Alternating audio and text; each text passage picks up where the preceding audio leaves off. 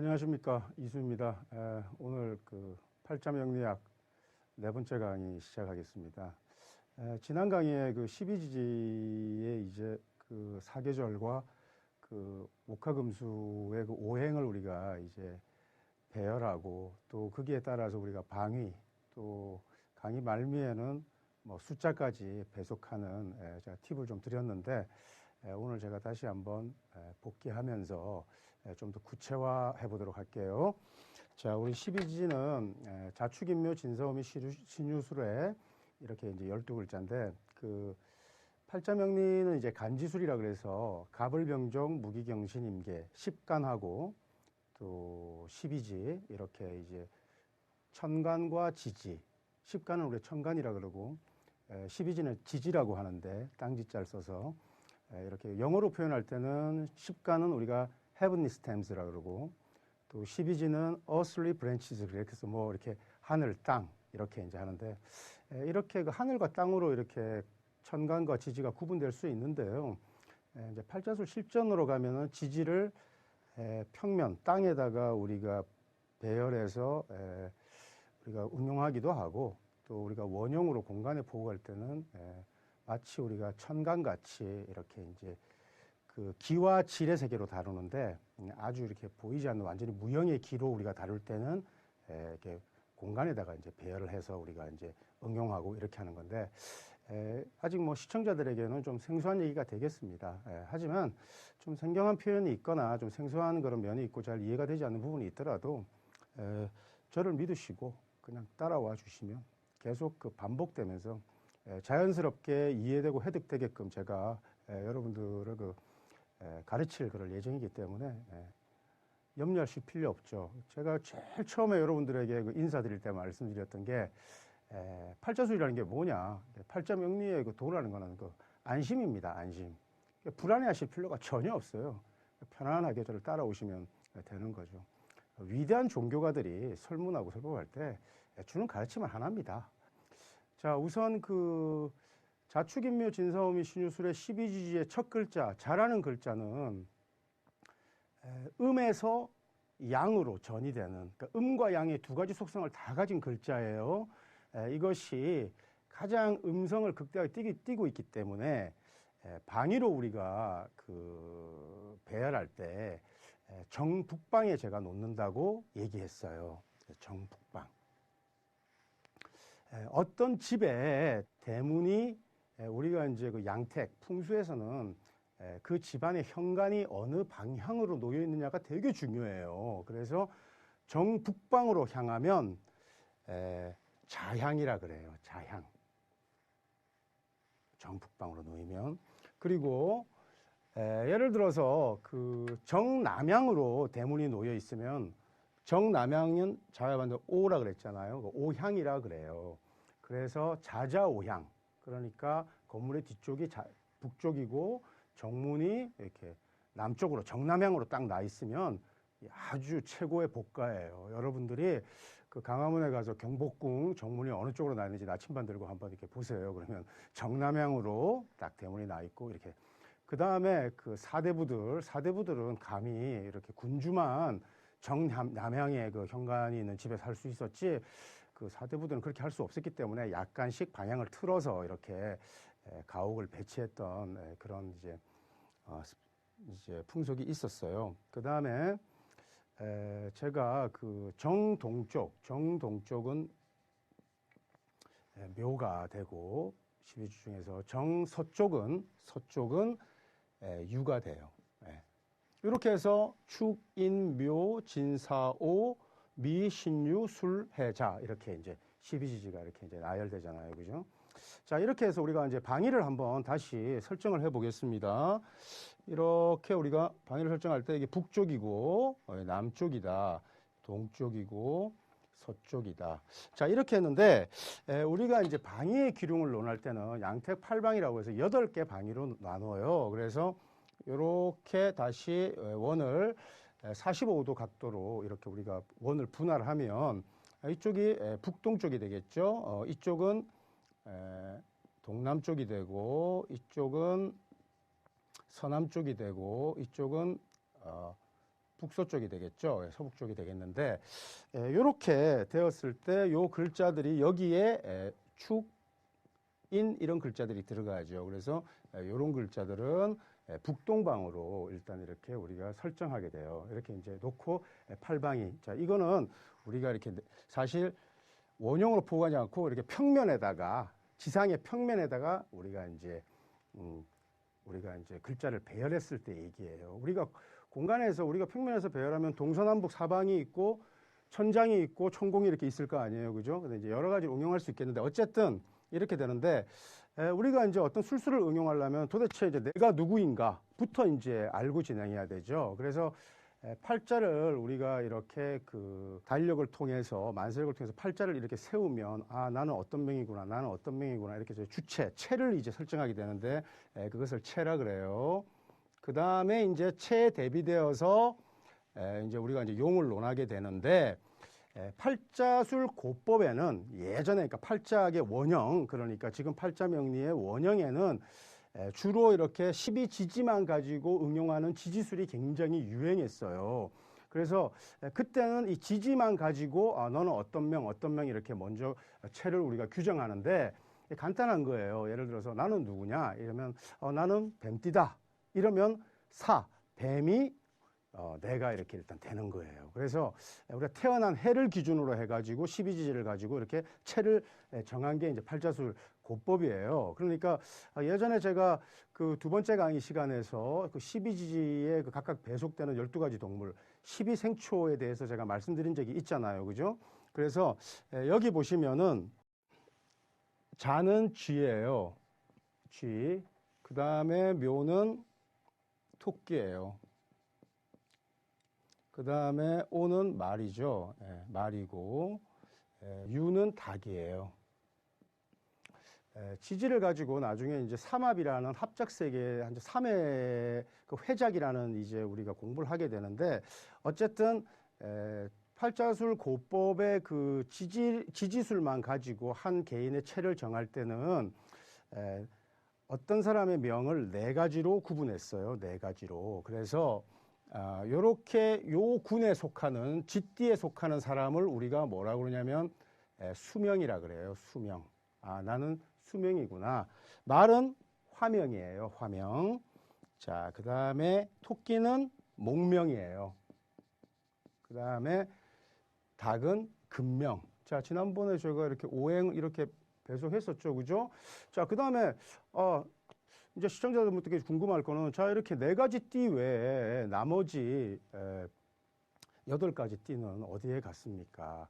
이게 이제 삼합체계를 공부를 해야 되는데 삼합체계를 지금 공부하기에는 좀 이른 시점이기 때문에 일단은 편의상 이렇게 한 개 그룹군으로 묶는 것만 연습할게요. 그래서 이 3가지는 이 3가지 띠는 이 3가지 글자는 각각 동일한 기운의 공통적인 속성을 띠고 있다 이렇게 이해해 주시면 되는데 우리 왜 이제 민간에서 뭐 할머니 할아버지들이나 어르신들이 너는 합이 들었다 이렇게 하잖아요. 각각 나이가 4살 차이면 합이 들었다 이런 말 해요. 그죠?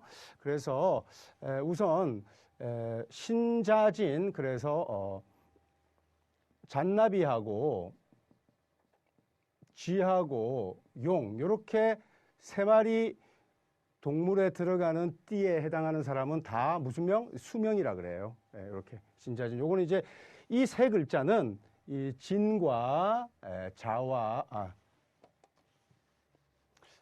원숭이 신과 지와 용은 다 수기를 품고 있어요. 이 수기운을 품고 이렇게 이제 회작하는데 삼합 합국은 굉장히 중요한데 지금은 아직까지 그냥 이렇게 3가지 띠를 그룹군으로 엮여가지고 하나의 그 운명 집합군이라고 생각하는 거예요. 그래서 요거는 이렇게 수명.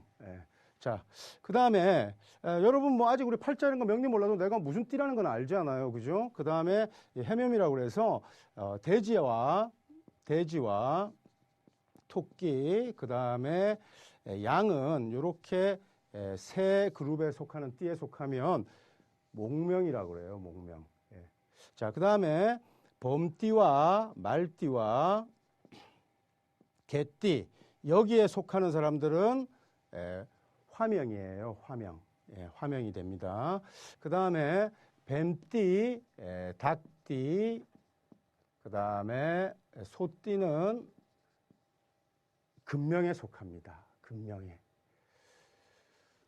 자, 이제 여러분, 시청자 여러분, 이제 내가 무슨 띠인지 아시면, 내가 어디에 해당되는구나, 이렇게 이제 우리가 명을 사상으로 분류했어요. 네 가지로 이렇게 이제 분류했는데, 나는 예를 들어서 범띠다, 나는 호랑이띠다, 이러면, 나는 화명이 되는 거예요. 화명이 되는 거예요.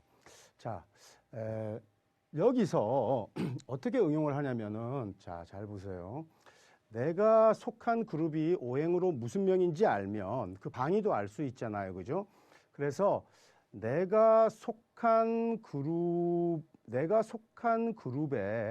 정반대 방향이 매우 그 행운이 따르는 방향이에요. 여기에는 뭐 행운이 따르는 길방, 나한테 좋은 방향 이런 거는 복잡하지 않아요.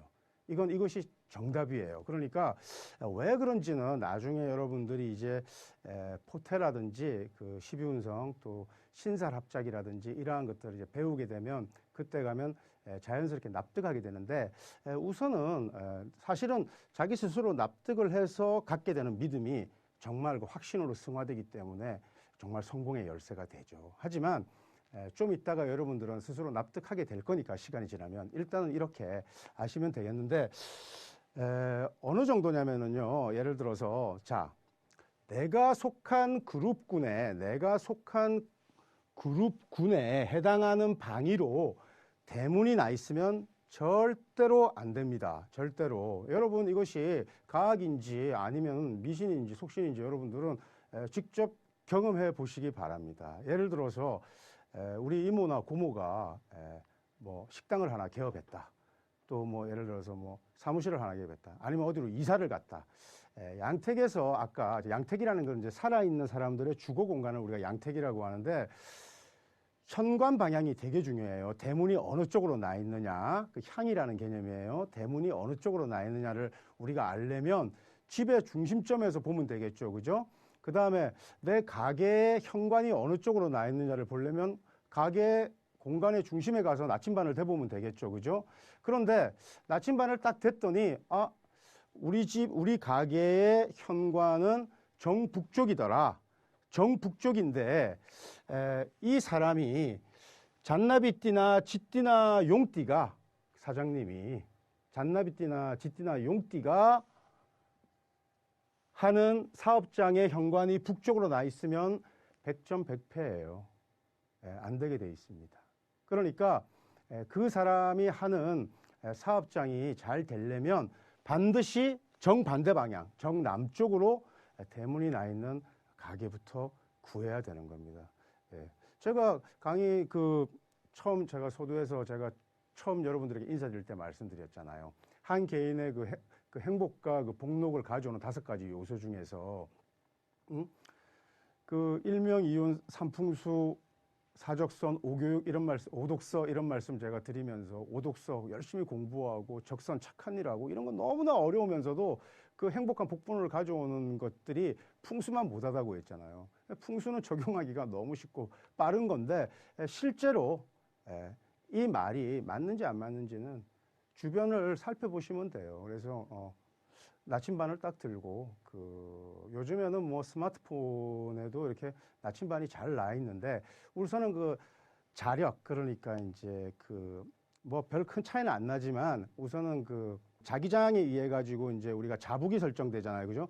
자북 말고 정북방으로 해가지고 일단은 응용하는 거예요. 이 향인, 방을 우리가 이제 방소를 응용할 때는 우리가 자북을 기준으로 하지만, 그러니까 정북 방향을 기준으로 해가지고 정북 방향을 기준으로 해서 우리가 나침반을 설정하고 이렇게. 자, 그러면 제가 한번 질문을 던져보겠습니다. 자, 내가 토끼띠다. 토끼띠인데 내가 어느 집을 이사를 새로 가거나 사업장을 새로 열려고 한다. 그러면 현관을 어느 쪽으로 내야 되겠습니까? 반대 방향인 정서 방향으로 내는 거다. 굉장히 중요해요. 자, 그 다음에 내가 속한 그룹군으로 정문을 내면 100점 100패예요. 100점 100패입니다.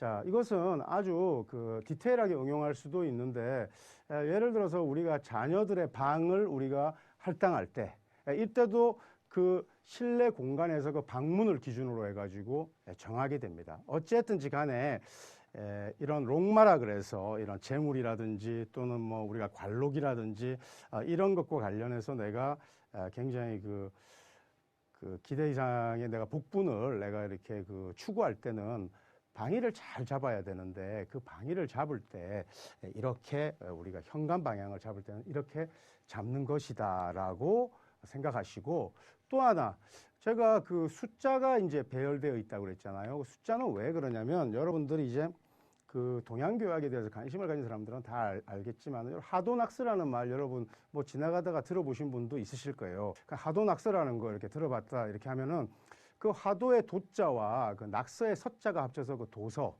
책이에요, 그게. 그리고 그 책들이 도서관이잖아요, 그죠? 하도낙서라는 게 이제 있는데, 그 하도에서 오행의 이제 상생, 또 낙서에서 오행의 생극 이런 게 이제 추상되었기 때문에 뭐 팔자명리 강의에서는 빼놓을 수 없는 거지만은, 어쨌든지 간에 그 하도를 보면은 이런 바둑알 같은 그런 모양이 그려져 있는데,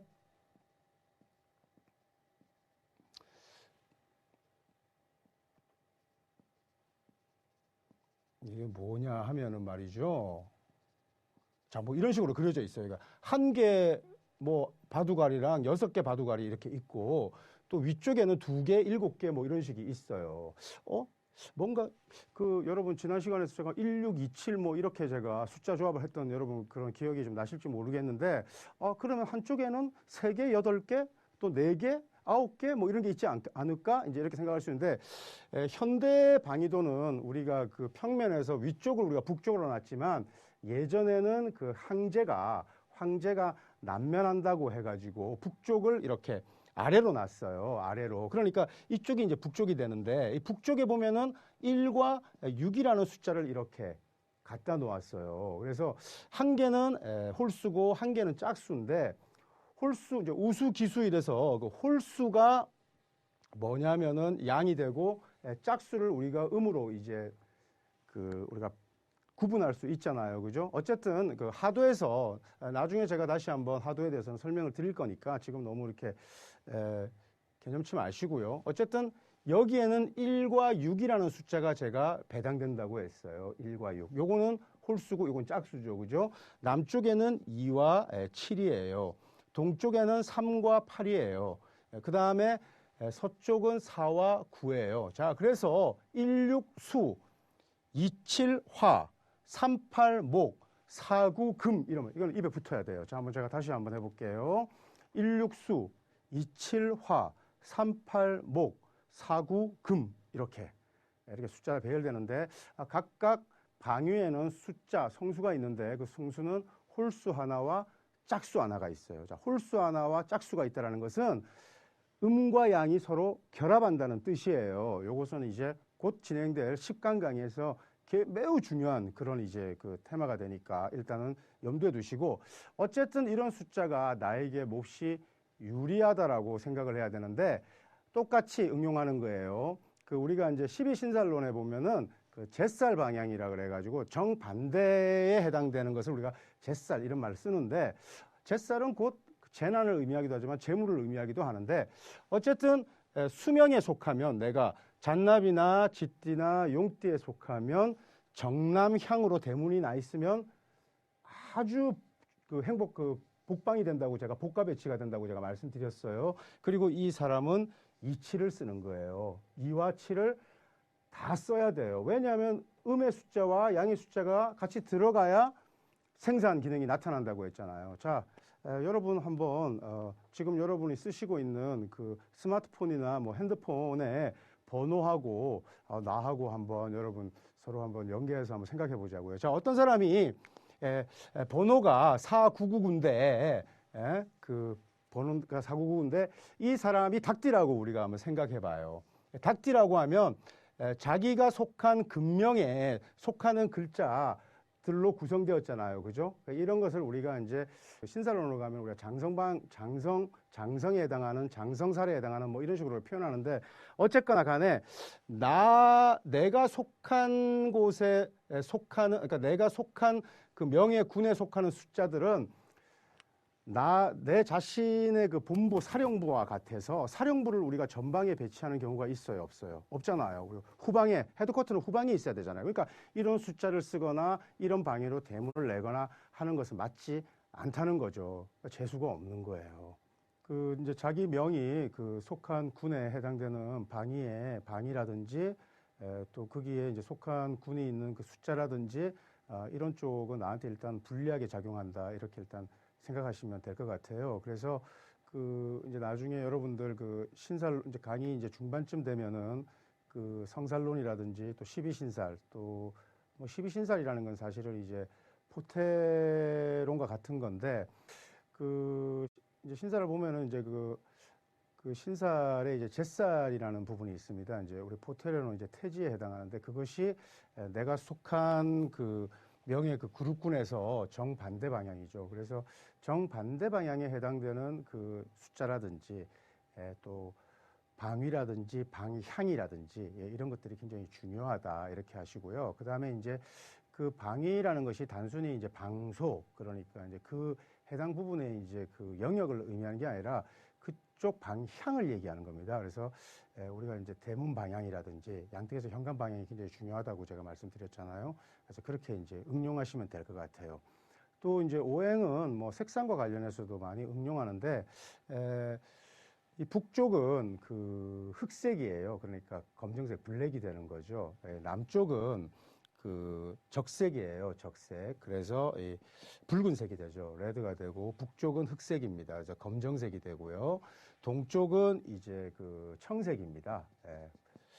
또 서쪽은 이제 우리 백색인데 색상 또한 마찬가지입니다. 그래서 이제 행운의 색상이라는 것은 내가 이제 네 명이 속한 그룹군에서 정반대 방향입니다. 그러니까 여러분 뭐 인터뷰라든지 또 면접 같은 거 이렇게 보러 가실 때 어떤 색상을 내가 이렇게 골라서 입고 가야 되는지 아실 수 있고 또 수험생이 있지 않습니까? 예를 들어서 시험을 보러 갈 때는 반드시 그 젯살 그러니까 내가 네 명이 속한 그룹군에 반대에 해당되는 예를 들어서 내가 토끼띠다 또는 돼지띠다 이러면은 정반대 방향의 백색 계열로 속옷이나 양말까지 다 착용하고 가면은 반드시 좋은 성과를 거둘 수 있습니다.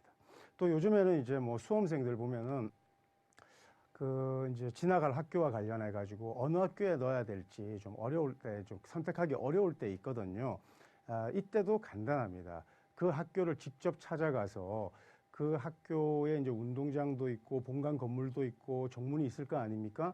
그래서 그 학교 전체 공간, 내부 공간에서 중심점 정도를 찾아서 서서 그 정문이 어느 방향으로 나 있는지 나침반을 살피는 겁니다. 그래서 그것이 장성살 방위, 그러니까 내가 속해 있는, 네 명이 속해 있는 방위로 정문이 나 있으면 그 학교와 그 인연이 길지 않습니다. 그래서 뭐 불합격하거나 혹은 입학하더라도 오래 다니지 않고 중도에 중퇴하는 그런 경우가 많고요. 그 학교의 정문이 내가 속한 그 네 명이 속한 그룹군의 정반대 방향으로 정문이 나 있으면 그 학교는 나에게 굉장히 그 좋은 학교와 인연될 가능성이 굉장히 높습니다. 그래서 지나갈 때도 그 학교를 선택해서 지나가면 기대 이상의 성과나 또 뜻밖의 행운을 가져올 수 있기 때문에 그렇게 정하는 겁니다. 이렇게 그 기본적인 그 양택의 이제 방위수를 응용하게 되면은 뭐 예전에 이제 기문둔갑이라든지 이런 게 이제 다 방위술인데 그 수험생 그 비싼 고액가에보다 더 중요한 게 수험생 책상 방위와 또 수험생이 어느 방위를 보고 앉아 있느냐의 방향의 문제입니다. 책상을 놓는 그 영역은 방위고요. 그 다음에 방소죠. 그 다음에 이제 수험생이 앉아서 어느 방향을 보는지 하는 거는 이제 향의 문제인데, 그러니까 위와 향의 이제 문제인데 향이 훨씬 더 중요합니다. 그래서 그 우등생과 열등생을 나눠 가지고 그 학생의 띠와 이 학생이 어느 방향을 보고 앉아 있는지를 확인하면은 여실히 알 수 있습니다. 금방 확인할 수 있는데 요거는 조금 다릅니다. 이거는 이제 천살방이라고 그래 가지고 그 천살방이를 추산할 때는 이제 어떻게 하는 거냐면요. 그 제가 이렇게 8방위로 8개의 그 이동을 했잖아요. 그래서 이제 이렇게 그 시계 방향 반대 방향으로 역순으로 자기가 예를 들어서 닭띠다. 닭띠면 정서방에 배치되는데 역으로 하나, 둘, 셋 이러니까 여기 동남방이 되죠. 동남방. 동남방위를 보고 바라보고 앉게 하는 겁니다. 예를 들어서 책상이 근데 이거와 전혀 반대인 서북방을 바라보고 앉아 있으면 열등생일 가능성이 굉장히 높습니다. 예를 들어서 그래서 뭐 뱀띠라든지 닭띠나 소띠는 동남방을 보고 앉아서 공부를 하게 되면 그 천살에는 이제 상관성이라는 그 수기가 작동하는데 굉장히 그 학업 성적이 증진되고 성과를 거둘 수 있습니다. 예를 들어서 우리가 뭐 저학년일 때는 공부를 잘하다가 그 학년이 올라가니까 성적이 갑자기 부진해졌다. 이것은 사실은 교실에서 책상에 앉아서 선생님을 바라보는 방향이 잘못되어서 그런 경우가 굉장히 많습니다. 그래서 조금 어렵지만은 자기가 속한 군에서 시계 반대 방향으로 세 번째 클릭하면 되는 거죠. 예를 들어서 말띠다 이러면은 하나, 둘, 셋 이렇게 해서 동북방을 향해서 앉아서 공부를 하면은 굉장히 성적이 증진된다는 겁니다. 간단합니다. 그 주변에 뭐 우리 자녀와 또 우리 자녀들 친구 또 우리 친척들의 자녀들 우등생도 있고 뭐 열등생도 있지 않겠습니까? 그죠? 띠 찾아가지고 어느 방향으로 앉아서 공부하는지 한번 확인해 보세요. 확인해 보시면은 이 친구가 저는 예를 들어서 뭐 제가 이렇게 뭐 가끔씩 제가 이제 기업이나 가정에 풍수 컨설팅 나갈 때가 있는데 뭐 가정을 잘 이렇게 제가 가는 경우는 없지만은 예를 들어서 어떤 가정을 제가 갔을 때 수험생이 자녀를 둔 가정에 있을 때 그 수험생 자녀가 공부방만 제가 딱 들어가면은 이 학생이 우등생인지 열등생인지 제가 바로 이렇게 찾아낼 수 있습니다. 간단합니다. 이 학생이 명주를 기준으로 해서 어느 방향을 향해서 앉아서 이 학생이 학습을 하는가를 가지고 거둘 수 있는 거죠. 그래서 굉장히 성적이 부진하고 학습이 잘 안 되는 사람들은 가급적 그 친구 예를 들어 거실에서 뭐 예를 들어서 조그만 테이블을 가지고 나와서 앉아서 방위만 잡고 공부를 해도 시험 기간 중에 좋은 성과를 낼 수 있으니까 이런 식으로 무궁무진하게 일단 응용할 수 있는데 중요한 것은 스스로 왜 그런지 납득을 해야 된다는 거죠. 이렇게 한번 해봐라. 뭐 도사가 말이죠. 또는 뭐 선생님이 이렇게 하면 좋을 것이다. 그래서 그 사람의 경험이나 연륜을 믿고 응용하는 것도 중요하지만 지금 우리는 팔자 명리학이라는 역과학을 우리가 공부하고 있는데 왜 그런지에 대해서 스스로 납득을 해야 되니까 이런 부분을 지금 여러분들에게 제가 스키밍 해가지고 좀 소화시켜 드리기가 좀 쉽지 않은 거거든요. 그러나 여러분이 학습이 진행되다 보면은 이제 납득하고 이해할 수 있는 그런 이제 시간들이 이제 도래할 겁니다. 어쨌거나 이렇게 해서 제가 지지와 오행관계 이런 것들 대강 제가 이제 마쳤습니다. 자, 이제 좀 더 식간으로 이제 들어가 볼게요.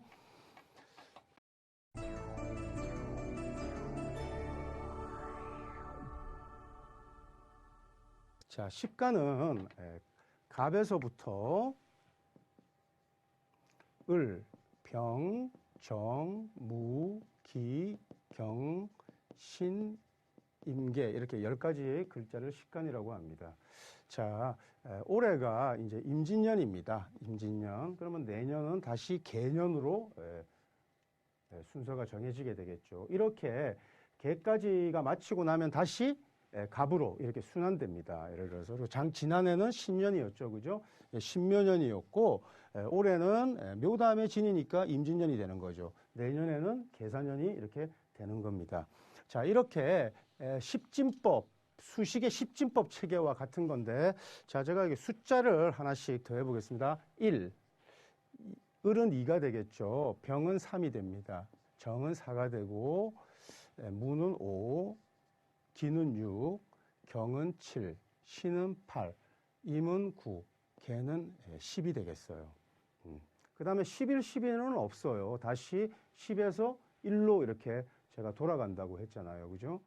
우리 증시에서는 주식을 무년에 사서 개년에 팔아라 이런 격언이 있어요. 민간견인인데 무가 해당되는 해에 우리가 주식을 사가지고 개 시점에서 주식을 팔라고 하는 겁니다. 요즘 뭐 주식시장이 조금 이제 어려워서 투자자들이 좀 요즘 힘들잖아요. 그죠? 근데 어쨌든 이런 그 격언에 따르면은 개년도 내년까지는 가지고 가는 거죠. 이제 미국 경기가 이렇게 10년 주기로 해가지고 호황기와 불황기가 이런 식으로 이제 정해진다는 겁니다. 그런데 무에 해당하는 거는 항상 우리가 아라비아 숫자로 보면 8년도에 끝난다는 걸 알 수 있죠. 예를 들어서 1998년, 이게 무인년입니다.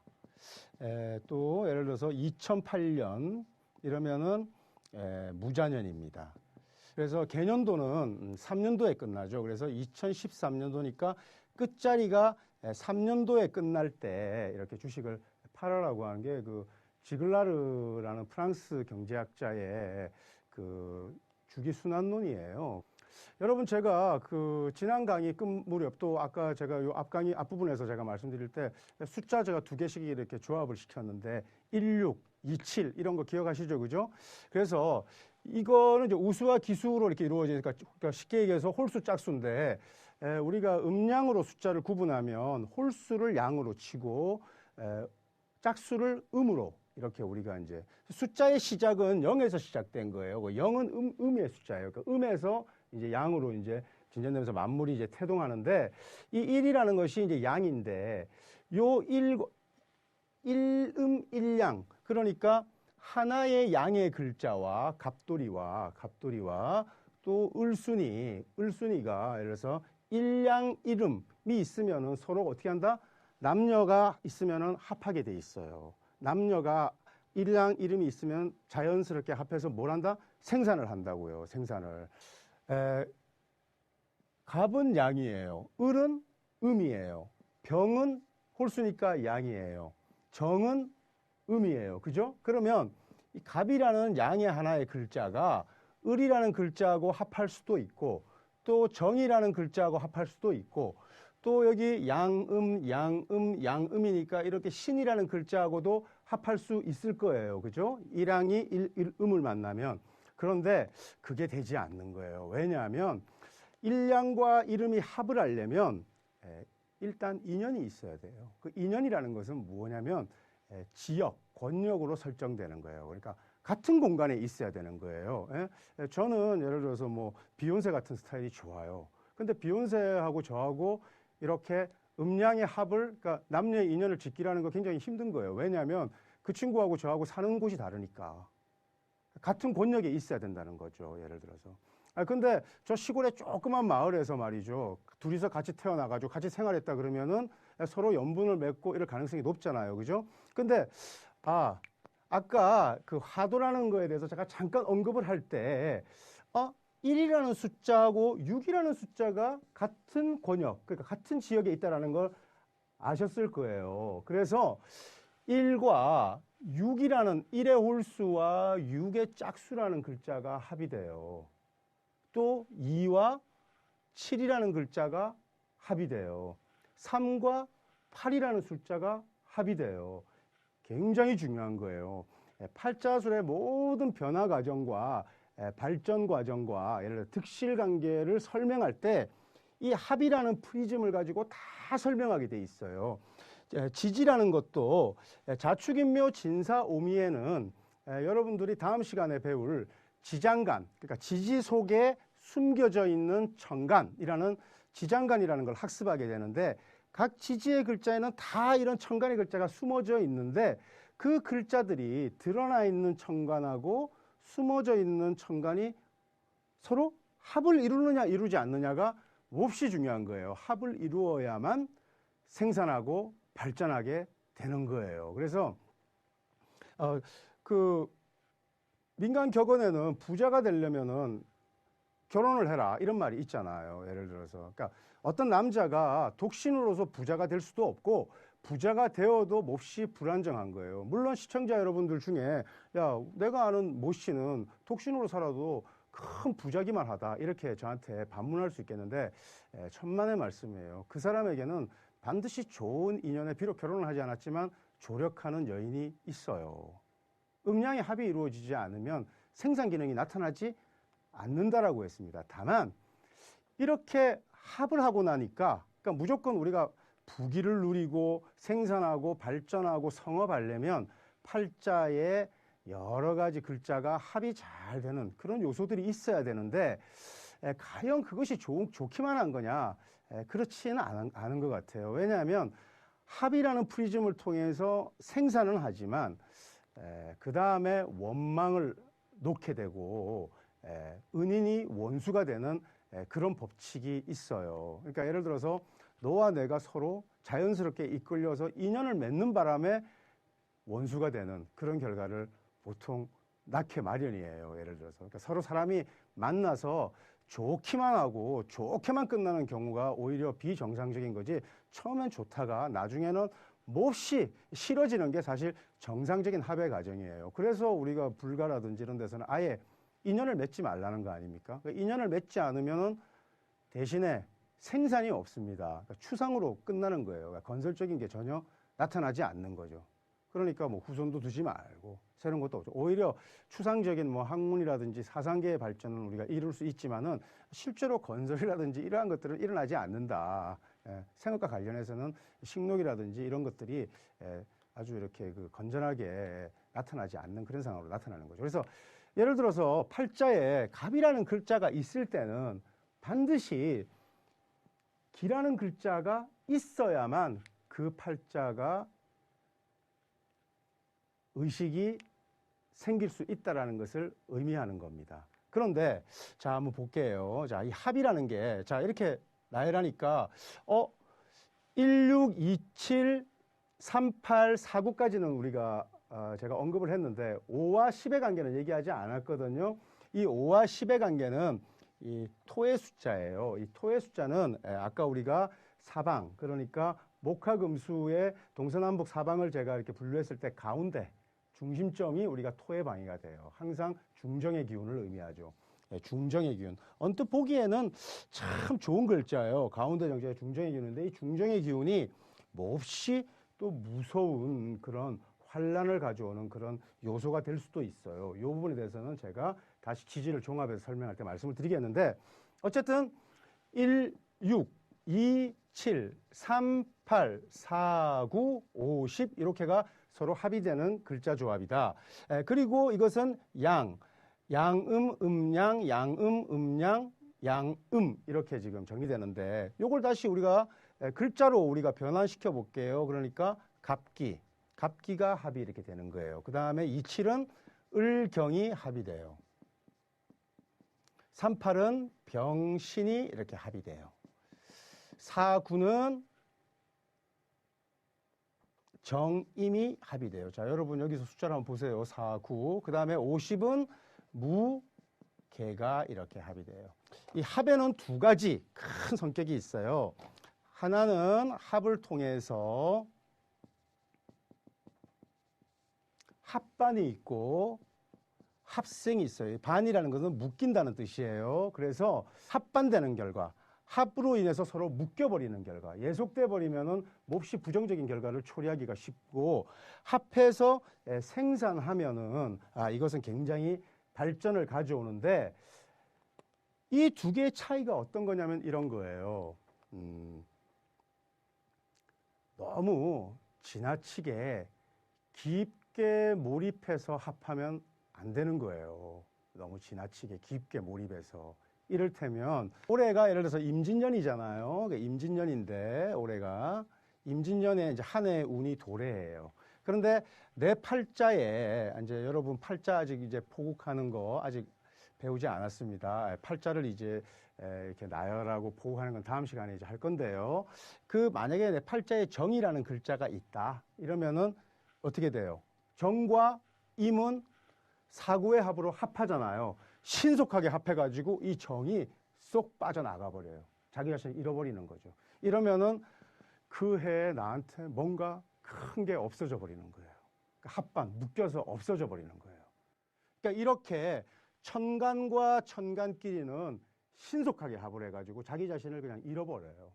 그런데 여기에 아까 이제 제가 지지에도 숨겨져 있는 천간이 있다고 그랬잖아요. 만약에 이 사람이 여름에 5월에 태어났다고 합시다. 5월에 태어나면 오중에는 병도 있고 정도 있고 기도 있어요. 이렇게 숨겨져 있는 천간이 이렇게 드러난 글자와 합을 이루면 그것을 합생이라 그래요. 그때는 이 임이라는 것을 내가 끌어당겨 와요. 그래서 내가 얻는 게 있고, 이렇게 숨겨져 있는 게 아니라 드러난 글자가 합하면은 묶여서 나가요. 좀 어려운 얘기예요. 근데 이제 지장간이라는 그 학습을 하게 되면 이제 이해할 수 있게 되는데, 어쨌든 합이라는 게 몹시 중요하다. 하지만 이 합은 합반되어서 묶여서 잃는 게, 실하는 게 있고, 또 합생이 되면 얻는 게 있다. 예를 들어서 우리가 지지 속에 숨겨져 있는 천간하고 합이 되면 완벽한 합이 아니에요. 그러니까 뭔가 예를 들어서 윤리의 틀이 있고 경계가 있고 간섭하는, 구속하는 인자가 있어요. 이렇게 적절한 합을 이루어야만 그것이 생산되고 좋은 거예요. 예를 들어서 우리가 뭐 아주 정말 보기만 해도 좋고 지나치게 연애에 몰입되어 가지고 운명적인 사랑을 하는 사람들은 좀 부정적인 그 인생의 씁쓸한 그런 맛을 남기는 경우가 좀 있잖아요. 이것은 아주 신속한 합이 이루어진 거예요. 그러나 뭐 부모가 좀 간섭도 하고 이렇게 해가지고 좀 제한된 그런 합을 이루면은 보통 건전한 삶을 살아가는 경우가 좀 있는 거죠. 합반이라는 것은 이미 지나간 인연은 예전에 그 합이라는 성숙한 단계를 지났기 때문에 이 합생의 여지는 좀 없는 거죠. 어떤 사람과 인연을 맺었기 때문에 새로운 환경을 창출하고 새로운 발전이 있는 겁니다.